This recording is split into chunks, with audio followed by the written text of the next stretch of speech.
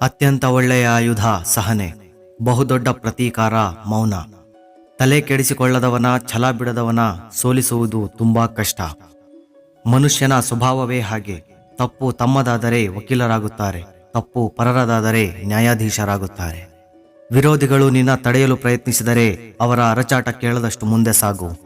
ಮಾತಿಗೆ ಬೆಲೆ ಇರದ ಕಡೆ ಮಾತನಾಡಿ ಮೂರ್ಖನಾಗಬೇಡ. ಮಾತಿಗೆ ಬೆಲೆ ಇರುವ ಕಡೆ ಮೂರ್ಖನಂತೆ ಮಾತನಾಡಬೇಡ. ನಿಮ್ಮ ಬಗ್ಗೆ ಅಸೂಯೆ ಪಡುವವರನ್ನು ಗೌರವಿಸಿ, ಯಾಕಂದ್ರೆ ಅವರ ಪಾಲಿಗೆ ಸದಾ ನೀವೇ ಗ್ರೇಟ್.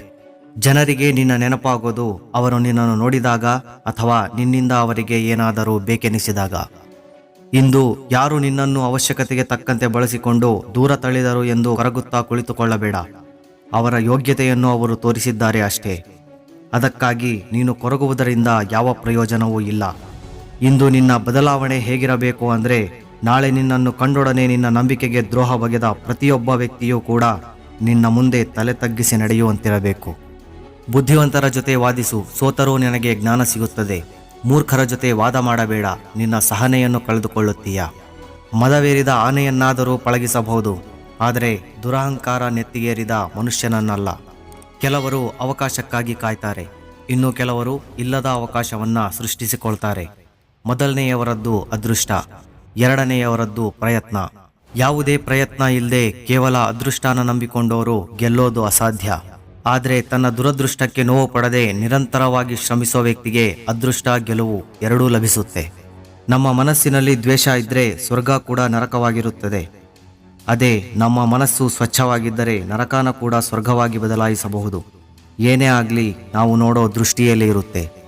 ಉತ್ತಮವಾದ ವ್ಯಕ್ತಿ ದೊಡ್ಡ ಕೆಲಸಗಳ ಬಗ್ಗೆ ಯಾರಿಗೂ ಹೇಳಲ್ಲ, ಅವನ ಕೆಲಸನೇ 4 ಜನಕ್ಕೆ ಉತ್ತರ ಕೊಡುತ್ತೆ. ಪ್ರೀತಿ, ಮದುವೆ, ವಿದ್ಯೆ, ಉದ್ಯೋಗ ಇವೆಲ್ಲ ಜೀವನದಲ್ಲಿ ಒಂದು ಭಾಗ ಮಾತ್ರ, ಅದೇ ಜೀವನ ಅಲ್ಲ. ಆದ್ದರಿಂದ ಯಾವುದಲ್ಲಾದರೂ ವಿಫಲ ಆದರೆ ಇನ್ನು ಬದುಕೋದೇ ವ್ಯರ್ಥ ಅಂತ ಮಾತ್ರ ಅನ್ಕೋಬೇಡ. ಯಾಕಂದ್ರೆ ಅವೆಲ್ಲಕ್ಕಿಂತ ಜೀವನ ಎಷ್ಟೋ ವ್ಯಾಲ್ಯೂಯಬಲ್ ಮತ್ತು ಅಮೂಲ್ಯವಾದದ್ದು.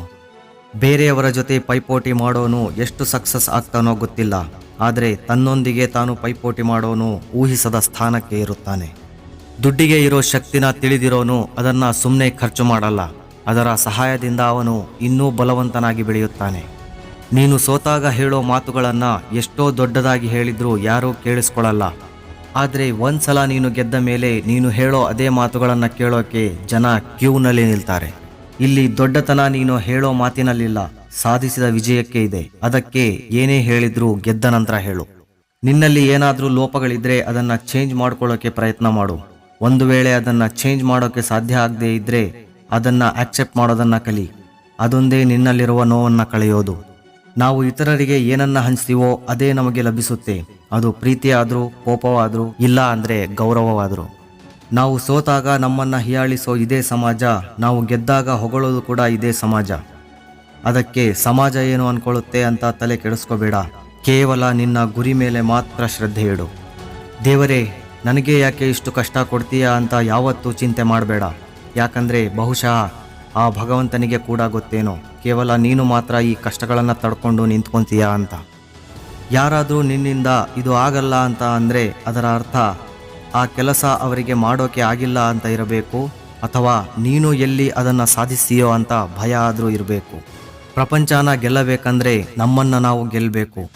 ನಮ್ಮನ್ನು ಗೆಲ್ಲೋದು ಅಂದರೆ ನಮ್ಮಲ್ಲಿರುವ ಬಲಹೀನತೆಗಳನ್ನು ಗೆಲ್ಲೋದು.